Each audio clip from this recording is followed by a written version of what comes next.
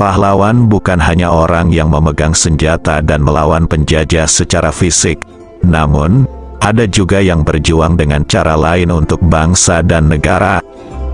Sebagai pejuang, patutlah kiranya mendapat apresiasi setinggi-tingginya. Seperti yang dikatakan Bung Karno, bangsa yang besar adalah bangsa yang menghormati jasa pahlawannya. Dalam catatan sejarah, tersebut seorang putra Tomohon, yang memiliki rekam jejak, tidak hanya di Indonesia, tetapi juga dunia mancanegara, bahkan, namanya justru lebih populer di dunia internasional, ketimbang di tanah kelahirannya, Tomohon, Sulawesi Utara. Pemuda hebat berdarah Minahasa itu, adalah seorang diplomat yang populer di dunia internasional, termasuk dalam forum Perserikatan Bangsa-Bangsa. Dengan kata lain, pemuda Tomohon itu, merupakan sutradara, yang pertama kali mengibarkan bendera merah putih, depan markas PBB di New York, Amerika Serikat. Siapa gerangan pemuda hebat itu? Berikut penjelasannya. Lambertus Nicodemus Palar, lahir tanggal 5 Juni tahun 1900 di Rurukan, Tomohon Timur, Sulawesi Utara. Meninggal di Jakarta, tanggal 13 Februari tahun 1981. Makamnya terletak di TPU Tanah Kusir, Jakarta Selatan. Di luar negeri, sosok Lambertus Nicodemus Palar lebih dikenal dengan panggilan Niko, sedangkan bagi orang Manado lebih familiar dengan sapaan Babe Palar. Ayahnya bernama Gerrit Johannes Palar, berasal dari Matani Tomohon, Kabupaten Minahasa Selatan, dan ibunya bernama Maria Jacoba Lumanau, berasal dari Tondano, Kabupaten Minahasa. LN Palar merupakan anak pertama dari 3 bersaudara, yaitu Noni Palar dan Boy Palar. Ayahnya merupakan pegawai di perusahaan Belanda, yang disebut Koninklijk Paketvaart Maatschappij, atau KPM. Perusahaan yang melayani pelayaran antar pulau di Hindia Belanda ini, mulai beroperasi sejak tahun 1888. Pada tahun 1915 sampai tahun 1925, kantor pusat KPM, berada di Koningsplein, Batavia, sekarang menjadi kantor Kementerian Perhubungan, Republik Indonesia. Karena ayahnya sebagai antenar, yang memiliki pengaruh, sehingga LN Palar mendapat kesempatan bisa sekolah ke tingkat lebih tinggi. Pada tahun 1908, LN Palar menempuh pendidikan dasar HIS, di gedung Meisje School Kaaten, Tomohon.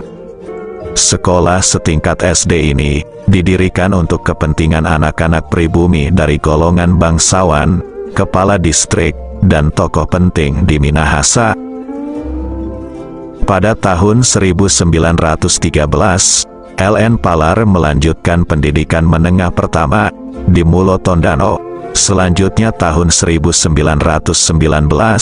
melanjutkan pendidikan menengah atas, AMS Yogyakarta, dan tamat tahun 1922. Sewaktu sekolah di Yogyakarta, LN Palar tinggal di rumah Samratulangi, yang waktu itu mengajar di AMS Yogyakarta.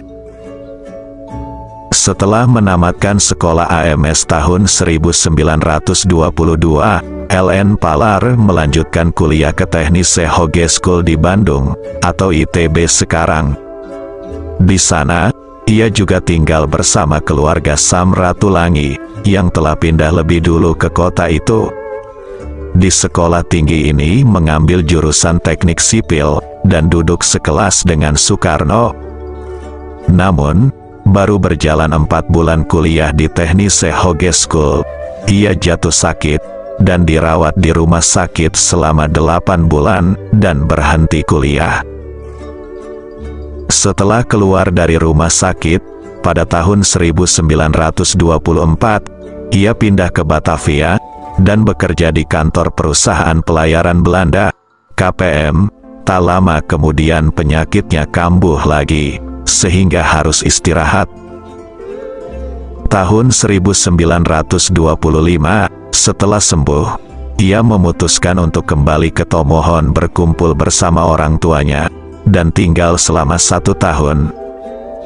Pada Desember tahun 1926, LN Palar balik lagi ke Batavia, lalu melanjutkan kuliah di Rekat Hogeschool T Batavia, atau Sekolah Tinggi Hukum, sekarang Fakultas Hukum Universitas Indonesia. Di perkuliahan itu, ia bertemu Rumondor Cornelis Lefransenduk, mahasiswa kedokteran dari Desa Tataaran, Minahasa, Sulawesi Utara. Lalu ia bergabung dengan Perkumpulan Pemuda Minahasa, Studeren de Vereniging Minahasa, yang ketika itu diberi nama Jong Minahasa, dan kemudian menjadi Jong Celebes.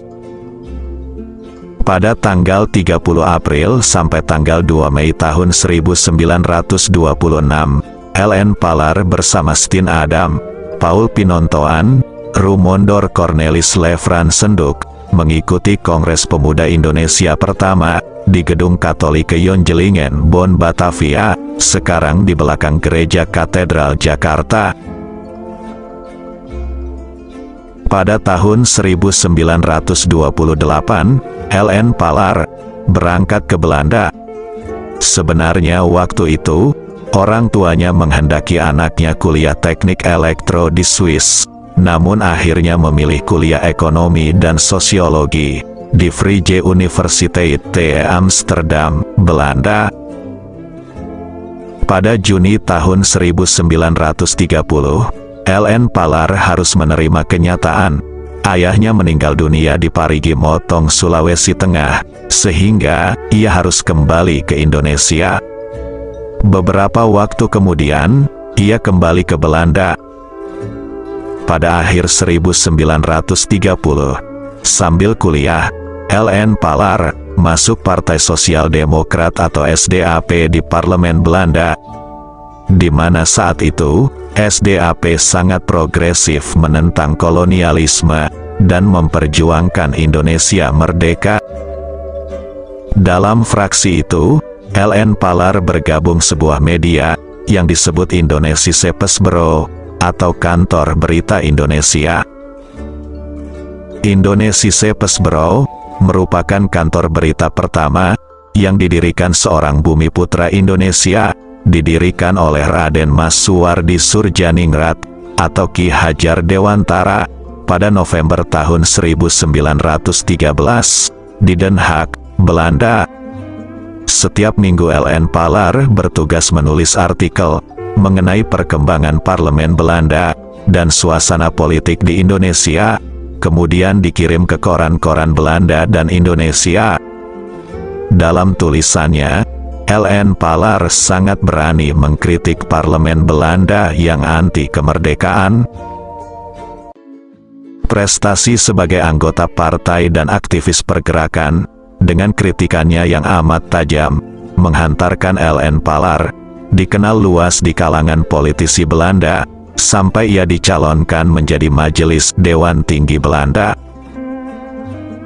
Pada tahun 1935, LN Palar menikah dengan seorang wartawati kantor berita Reuters bernama Johanna Petronella Joke Volmers. Ia adalah putri seorang manajer bank asal Belanda. Dari pernikahan itu, dikaruniai 3 orang anak, yaitu Mary Elizabeth Palar, Maesi Palar Martowardoyo, dan Bintoar Palar. Anak pertama, Maria Elizabeth Palar, lahir tanggal 29 Oktober tahun 1936 di Belanda, kawin dengan pria India, lalu bernama Maria Elizabeth Singh, dan menetap di India, kemudian meninggal tanggal 3 Oktober tahun 2013.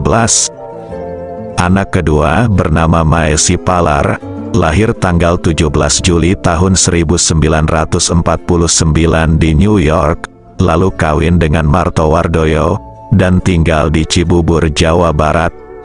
Dan ketiga adalah Bintoar Palar, lahir tanggal 15 Februari tahun 1951 di New York, dan menetap di New York, Amerika Serikat. Pada November tahun 1938, LN Palar ditugaskan partainya SDAP ke Indonesia untuk perjalanan jurnalistik, dengan tujuan mempelajari perkembangan politik dan gerakan buruh di Indonesia. Kemudian berusaha menjalin hubungan dengan tokoh-tokoh nasionalis seperti M.H. Tamrin, Muhammad Yamin, Sukiman, dan organisasi pribumi lainnya. Selama hampir setahun berada di Indonesia, LN Palar tinggal di Batavia di rumah kerabatnya, Dr. Rumondor Cornelis Lefran Senduk, dari Minahasa, Sulawesi Utara. Pada tanggal 10 Mei tahun 1940, LN Palar kembali ke Belanda. Namun 3 hari kemudian, tentara Nazi Jerman menduduki negeri Belanda. Oleh karena itu, pada tanggal 13 Mei tahun 1940, Ratu Wilhelmina meninggalkan Belanda dan pindah ke London, Inggris, membentuk pemerintahan di pengasingan. LN Palar dan orang Indonesia lainnya ikut aktif dalam gerakan bawah tanah bersama rakyat dan politisi Belanda melawan ekspansi Nazi Jerman. Keikutsertaannya dalam gerakan bawah tanah membuat rakyat Belanda menghormati LN Palar. Setelah Jerman kalah perang, LN Palar aktif kembali di partainya SDAP. Akan tetapi, ia kesulitan ekonomi untuk menghidupi keluarganya di Belanda. Oleh karena itu, untuk menutupi kebutuhan sehari-hari keluarganya, LN Palar bekerja di Laboratorium van der Waals, Belanda, kemudian menjadi guru bahasa Melayu di Belanda, pemain juk di grup keroncong. Bahkan, ia harus menjadi buruh pelabuhan di Amsterdam. Pada tanggal 20 November tahun 1946, LN Palar terpilih menjadi anggota Tweede Kamer, atau Parlemen Belanda, utusan dari Partij van de Arbeid, PVDA, atau Partai Buruh. Partai PVDA dibentuk pada tanggal 9 Februari tahun 1946 sebagai gabungan dari 3 partai, yaitu SDAP, Sosialis, VDB, Liberal Kiri Minor, dan CDU, Protestan Sosial Marginal. Saat menjadi anggota parlemen, LN Palar dibantu istrinya, sering propaganda mengenai nasionalisme Indonesia di kalangan rakyat Belanda, dan menyebarkan pamflet kemerdekaan Indonesia. Pada Maret tahun 1947, sebagai anggota parlemen Belanda, LN Palar kembali berkunjung ke Indonesia yang kedua kalinya. Dan selama seminggu bertugas, LN Palar menjadi tamu Presiden Soekarno.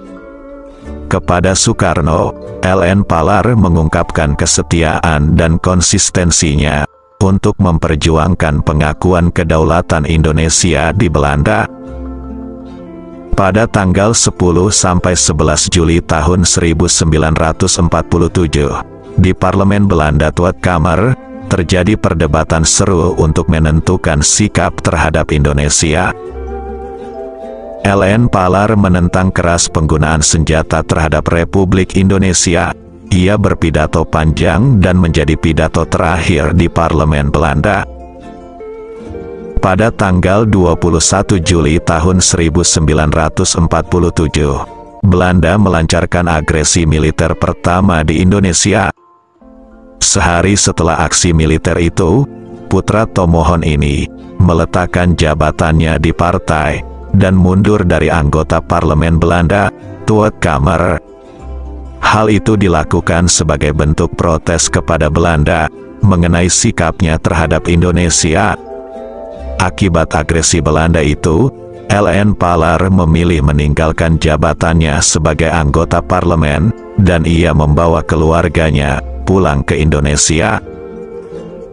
Sumitro Joyo Hadikusumo, atau ayahanda Prabowo Subianto, sahabat LN Palar sewaktu di Belanda, mengusulkan kepada Perdana Menteri Amir Syarifuddin dan Menteri Luar Negeri Haji Agus Salim dan Sultan Syahrir agar LN Palar diangkat mewakili Indonesia dalam sidang-sidang di Dewan Keamanan PBB. Usul itu diterima karena mengingat pengalaman politik LN Palar dan kemampuannya berdiplomasi di kancah internasional. Pada Agustus tahun 1947, atas tawaran Sultan Syahrir yang saat itu menjabat ambasador at large, akhirnya LN Palar diangkat sebagai kepala urusan Indonesia. Setelah itu, LN Palar berangkat ke New York, Amerika Serikat, dan bergabung dengan wakil-wakil Indonesia di PBB. Perjuangan selanjutnya, LN Palar bersama Sumitro Joyo Hadikusumo, Charles Tambu, Sujatmoko, menjadi juru bicara untuk melanjutkan perjuangan yang telah dirintis Sultan Syahrir, yaitu pengakuan terhadap Republik Indonesia melalui diplomasi internasional di Perserikatan Bangsa-Bangsa. Kendati delegasi Republik Indonesia saat itu masih status peninjau, karena belum menjadi anggota PBB. Pada tanggal 19 Desember tahun 1948, Belanda kembali melancarkan agresi militernya yang kedua di Indonesia. Presiden Soekarno dan Wakil Presiden Muhammad Hatta ditangkap Belanda. Namun akibat aksi militer Belanda ini, mendapat kecaman keras Dewan Keamanan PBB dan berbagai negara. Mengingat situasi pemerintahan Indonesia tidak menentu, lantas Wakil Presiden Muhammad Hatta dan Menteri Luar Negeri Haji Agus Salim menghubungi lewat telegram apabila usaha Syafruddin Prawira Negara membentuk pemerintahan darurat Republik Indonesia PDRI di Bukit Tinggi tidak berhasil, maka menugaskan kepada LN Palar, Sudarsono, Alexander Andries Maramis, ketika itu sedang berada di New Delhi, India, untuk segera mendirikan pemerintahan Indonesia di pengasingan, Government in Exile. Di forum PBB, sebagai politisi dan diplomat, LN Palar unggul dalam berargumen dengan pihak Belanda setiap terjadi perdebatan. Di Moskow, pada tanggal 5 Mei tahun 1950, karena kepiawaiannya berdiplomasi, LN Palar mampu menaklukkan Menteri Luar Negeri Uni Soviet, Andrej Javisinski. Saat itu Andrej Javisinski memberi isyarat akan memveto Indonesia jika masuk PBB. Namun argumentasi LN Palar mampu melunakkan Andrej Javisinski. Akhirnya, Soviet tidak akan veto Indonesia. Misi Palar ke Uni Soviet berhasil. Tak hanya itu, LN Palar mahir membangun jaringan internasional, kemudian menjadi teman akrab, seperti George C. Marshall, Menteri Luar Negeri Amerika Serikat. Lambertus Nicodemus Palar alias Babe Palar, adalah tokoh menonjol, yang memperjuangkan dan memerdekakan Indonesia di forum PBB di Lake Success, New York, Amerika Serikat. Atas perjuangan putra Tomohon itu, sehingga pada tanggal 28 September tahun 1950, Republik Indonesia diterima secara de jure dan de facto, menjadi anggota ke-60 PBB. LN Palar lalu ditunjuk oleh Perdana Menteri Muhammad Natsir, menjadi Kepala Perwakilan Tetap pertama, Republik Indonesia di PBB.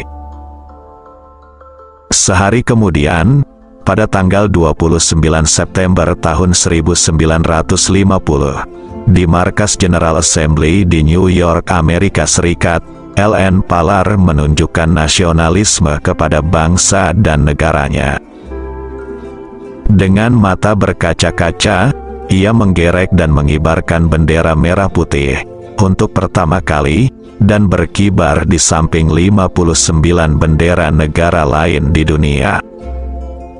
Setelah upacara penggerekan bendera merah putih, LN Palar, dengan penuh rasa haru dan bangga, betapa tidak, bendera negaranya berkibar berdampingan dengan bendera puluhan negara lain di muka bumi ini. Hingga sekarang ini, LN Palar, putra Tomohon itu, satu-satunya diplomat Indonesia yang pernah menjadi duta besar sebanyak 7 kali. Sebuah prestasi yang luar biasa. Prestasinya berdiplomasi internasional, menjadikan LN Palar sebagai tokoh nasional yang disegani pemimpin dunia, menjadikan dirinya sebagai diplomat ulung dari Tomohon. Di dalam negeri, tahun 1950, di Glodok, Jakarta, LN Palar berceramah mendukung perjuangan Batalion Worang, dengan misi untuk mencegah Sulawesi Utara bergabung dengan negara Indonesia Timur, pengaruh NICA Belanda. Pada tahun 1957, ketika sebagai dubes di Kanada, LN Palar ditugaskan oleh Perdana Menteri Juanda untuk menyelesaikan persoalan Permesta. Untuk itu, pada tanggal 17 Juli sampai tanggal 5 Agustus tahun 1957, bersama Gustav A. Maengkom, Menteri Kehakiman, Fred J. Inkiriwang, Menteri Perindustrian, dan Arnold Mononutu, anggota konstituante, menjalankan misi damai di markas Permesta, Desa Kinilo, Tomohon. Dalam misi damai itu, mereka bertemu dengan pemimpin Permesta, Letkol Vence Sumual. Akhirnya, misi menghasilkan persetujuan Kinilo pada tanggal 24 Juli tahun 1957. Pada tanggal 15 Juli tahun 1964, sewaktu Dubes Republik Indonesia di PBB, LN Palar menyambut kedatangan KRI Dewa Ruci yang akan mengikuti World Trade Fair di New York. Ia bertemu dengan beberapa kru KRI Dewa Ruci. Ada yang berasal dari Minahasa, seperti Cornelis Kowaas, Epe Runtuwene, Johnny Umboh, dan Ngantung Jacob Punuh. Pada tanggal 7 Januari tahun 1965, Presiden Soekarno berpidato di Istora Senayan, Jakarta, dan menarik Indonesia keluar dari PBB. Hal itu sebagai protes diterimanya Malaysia menjadi anggota tidak tetap PBB, yang saat itu sedang konfrontasi dengan Indonesia. Pada tanggal 20 Januari tahun 1965, Indonesia resmi keluar dari PBB. Namun, ketika kepemimpinan Soeharto, pada tanggal 19 September tahun 1966, Indonesia mengajukan permohonan kembali masuk anggota PBB. Negara kembali menugaskan LN Palar untuk melakukan diplomasi, bertemu langsung dengan Sekjen PBB, U Tan. Tanpa kendala dan sangat singkat, Majelis Umum PBB menerima kembali Indonesia sebagai anggota ke-60 pada tanggal 28 September tahun 1966. Pada tahun 1970, LN Palar memasuki usia pensiun, namun ia masih dipercaya menjadi penasihat senior Indonesia di PBB. Saat dubes dan pasca pensiun, LN Palar sering diundang berceramah dan memberi kuliah umum di berbagai universitas di Amerika Serikat dan Kanada, seperti Washington University, Yale University, Harvard University, McGill University Kanada, sampai ia dijuluki visiting professor dari kalangan universitas. LN Palar dikenal syarat pengetahuan dan pengalaman internasional. Beberapa tugas yang pernah diemban, diantaranya sebagai Wakil Tetap Republik Indonesia pertama di PBB, dan Dubes berkuasa penuh September tahun 1950 sampai tahun 1953. Dubes Republik Indonesia di India tahun 1953 sampai April tahun 1955. Dubes Republik Indonesia di Uni Soviet merangkap Jerman Barat tahun 1956 sampai tahun 1957. Kemudian Dubes Republik Indonesia di Kanada tahun 1957 sampai tahun 1962. Selanjutnya, kembali sebagai wakil tetap Republik Indonesia di PBB tahun 1962 sampai tahun 1964, dan Dubes Republik Indonesia di Amerika Serikat tahun 1965 sampai tahun 1967. Pada tahun 1971, LN Palar sempat pulang kampung. Dalam pertemuan dengan keluarga dan kerabatnya, LN Palar tetap memancangkan nilai filosofi leluhurnya, Sumiga Siga. Sebuah filosofi yang syarat dengan motivasi, berlakulah kuat dan rajin. Filosofi Sumiga Siga ini memberikan energi positif dan membentuk dirinya menjadi seorang diplomat, tanpa melupakan nilai-nilai kearifan lokal, sebagai warisan leluhurnya di Sulawesi Utara. Hingga saat ini, namanya tetap bersinar dalam sejarah diplomasi, sosok yang sangat memahami ideologi kebangsaan Indonesia. LN Palar telah mendedikasikan hampir seluruh hidupnya tanpa henti, memperjuangkan kedaulatan dan kehormatan bangsa Indonesia.